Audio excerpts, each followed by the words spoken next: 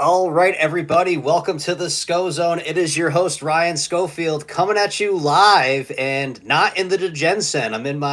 The Degensen is no longer. I'm in my new quarters here, my own little office. Have not recorded in so long, and lots been going on in the life of Ryan. I always like to say, like, subscribe, comment, share, is what all douchebag podcast hosts like myself say. Which amazingly, I haven't recorded an episode in over a month, and I somehow have some new subscribers. So it's cool that some things are making waves and people are still subscribing. So that's awesome.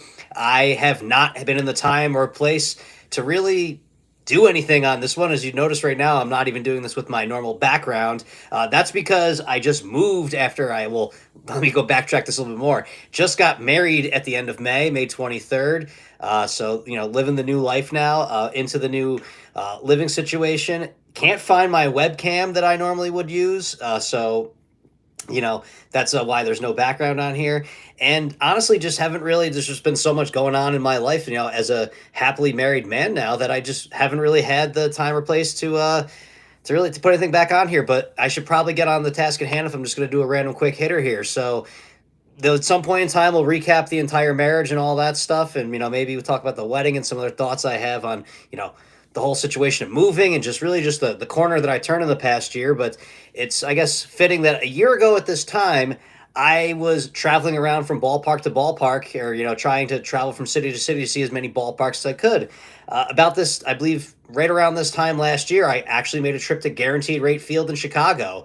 And as a baseball fan, the Guaranteed Rate Field is really not a lot of major stuff happens there unless it involves the road team. The White Sox are still playing horrible baseball like they were last year.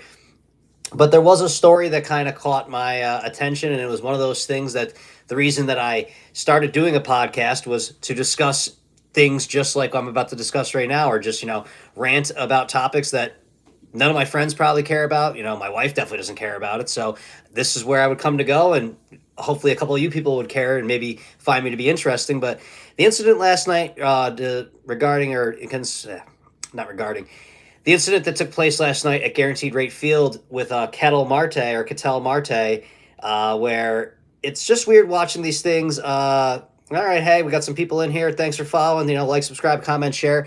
So what I wanted to discuss was, I'm on Twitter, which is again like the worst place to ever be in the world, but just like every other bad addiction, can't break it. Even though I've really really tried walking away.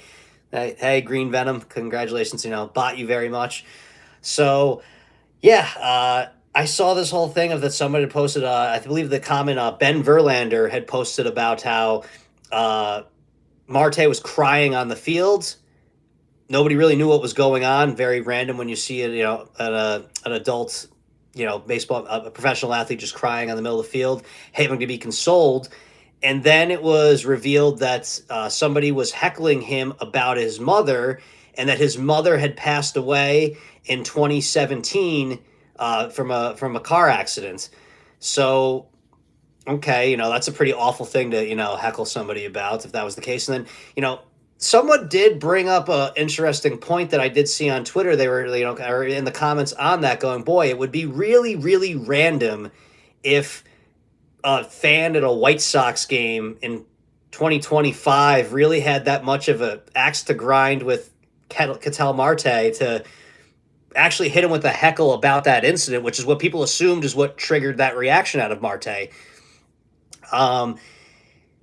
Obviously, so the fan was removed from the game, and then, obviously the social media justice warriors obviously had to come out and do their whole thing. Not saying that they weren't in the right on this one, but saying that, if that was the way it was perceived, is that the heckling was about that, in fact, incident. So then, everyone called for that guy should be banned from every MLB baseball park for life, which is exactly what happened today.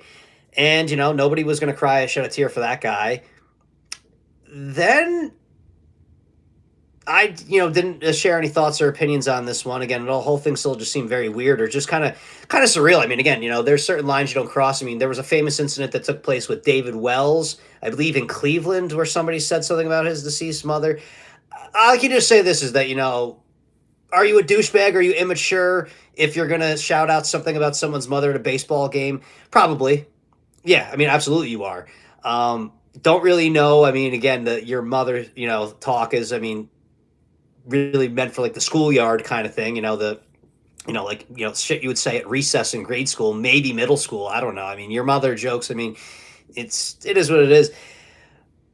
Not even going to get into how Marte reacted about that one. I mean, that's how everyone deals with something. Again, I wasn't there, did not hear what was being said, but then they do actually have the video footage of the guy being thrown out right now, or they do have video footage of the manager for the Diamondbacks saying his mother is dead.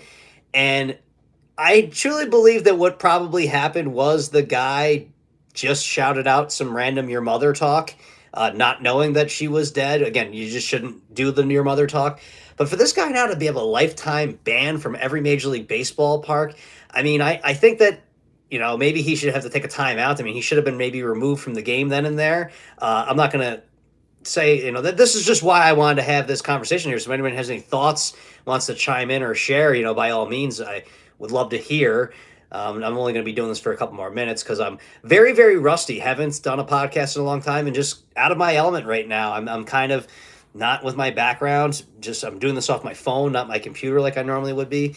And yeah, I kind of just that was just kind of something that caught me as what's actually the right play on this one? Like, does this guy really deserve a lifetime ban? Like, I have a friend who was asked to leave a Bills game. He's a Giants fan that he was swearing, and he had to go through some like type of like had to get certified to go to some symposium to like prove that he's knows how to behave at a football game nowadays. I think that was a little bit much for that, but this guy never being able to go to a baseball. I mean, I look at these things as being teachable moments, or is this just the ultimate deterrence now that nobody will ever, ever, ever say anything about anyone's mother in sports? I mean, we're entering some wild territories where, again, certain, cities used to be tougher to play in because of the things they may say to you, like Philly is obviously still known for that one. I have a hard time seeing anybody ever getting thrown out of a Philly. I mean, I went to a Phillies game just last year and saw some interesting behavior from them, but not saying that I condone any of the behavior, but for people to be thrown out again, the mother stuff, there's no business for it whatsoever. But yeah, I don't know. The guy being banned for life, I feel like that may be a bit extreme. The idea now that in basketball we now have it where a player can get somebody thrown out. I mean, I'm pretty sure we just need to start having the, like the heckler's guide, I guess. I mean, again, I guess nobody should be heckling at sports games anymore, but at least we need to set some guidelines maybe. And that maybe will be what I expand this onto. Maybe this is just how I generate the idea of that. We need to have a list of things that are okay to say as a fan to an opposing player. I mean, a little bit of friendly banter, a couple little, things here and there, like Bills Mafia. This is actually where I'm actually going to say something about Bills Mafia. The idea that they have these dumb signs, like, saying that a player eats ranch, that's a little bit of a razz, a little fun there, but ultimately still the screw you kind of thing. But I think that, yeah, maybe leaving parents and kids out of it, obviously anything racial out of there.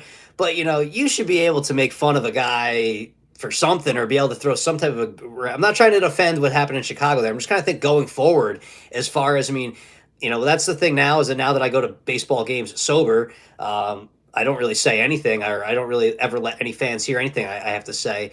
But we do need to establish, the actual for sure rules of things you can and can't say. I mean, there's some really, really broad language on there. Like, I don't know. I mean, this, maybe because lawyers ruin everything, we can't put those actual things in writing on there.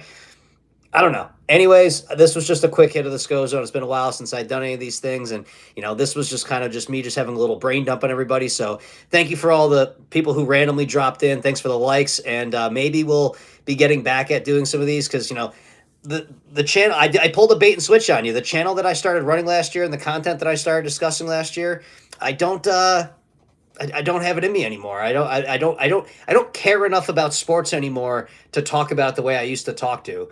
I've made quite a 180. I mean, I like talking about myself, but I don't think anyone really cares enough about, I mean, I don't want to say nobody cares about me, but I don't think I'm interesting enough. Like I guess maybe I could just start talking about how I am fading into just regular life type stuff where nothing fun or exciting happens. I mean, I got my hair cut today, and I was talking about how I wish that I actually looked my age. I just turned 40 years old since the last time I podcasted. And, the girl who was cutting my hair seemed very shocked to find out that I was 40 years old. And I think I need to have that license to not be cool anymore. Just or to I like, but how I've transitioned from, there was a long period of time where I thought I was cool where I really wasn't, or, I mean, am I even a douchebag? Am I cringe, as someone would say, for even talking about being cool or anything? No, I'm just a guy who went from being your everyday close down the bar, wake up and grind it out of work, to just a guy who just wants to go to work, go home, spend some time with his wife, go to sleep, rinse, wash, repeat, and just have the occasional fun time here and there. But I don't even know what my idea of a fun time is anymore. That was kind of the whole point of last summer, was I was just trying to find fun anywhere in America. That's not as fun, easy to go by. A lot of topics you don't want to touch anymore necessarily. Or, I mean, if I had a random thought about something and it involved politics, I mean, that was when I started losing traction. When then one time I shared a political thought or two, which wasn't even really a thought, I guess. I don't know. Just doing the, maybe I just do random live streams. Maybe I just start doing that shit and just kind of talking. But yeah, thanks to anybody who tuned in. Thanks for listening. Like, subscribe, comment, share, and maybe I'll be back sooner or later on the Scho-Zone. But go back on the channel, get yourself caught up. I mean, that's really what I recorded it was for. Was as much for me. I used to not have as much to do. I had a lot to say and not anybody to listen. And then I gained some listeners throughout some times there. So maybe that's just I'll just start doing these little video diaries for myself that I can just look back on. And if somebody out there wants to watch them, then good for me, good for them. But everybody, thank you for tuning in. Thank you for listening. Be back next time.